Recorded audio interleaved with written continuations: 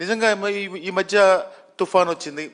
తుఫాన్ వచ్చినప్పుడు ప్రభుత్వం యొక్క బాధ్యత ఏంటంటే వాళ్ళు ఎంత నష్టపోయారు, వాళ్ళు నష్టపోయిన దానికి పరిహారం ఇవ్వాలి, శాస్త్రీయంగా ఎన్యూమరైజేషన్ చేయాలి, వాళ్ళకి ప్రభుత్వం నుంచి ఎంత సాయం చేయగలుగుతామో ఒక భరోసా ఇవ్వాలి, రైతుని దగ్గరకు చేర్చుకోవాలి.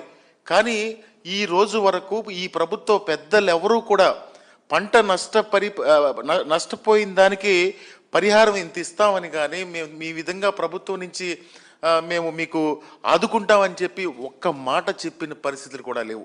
ఆ ఎఫెక్ట్ ఏ విధంగా పడతా ఉందంటే ఇప్పుడు కోతలు స్టార్ట్ అయ్యి దాదాపుగా 10 రోజులు కావస్తూ ఉంది. ఈ 10 రోజుల్లో దాదాపుగా ఒక 30% మొత్తం పంటలో 30% ఇప్పటికే కోతలు ఈ మిషన్ కోత ద్వారా కోసారు. అంటే ఇప్పుడు ఈ పరిస్థితి చూస్తే మీరు ఎన్యూమరైజేషన్ చేసిన దానికి ఇప్పుడు పంట దిగుబడికి ఎక్కడ కూడా పొంతన లేకుండా కనపడతా ఉంది.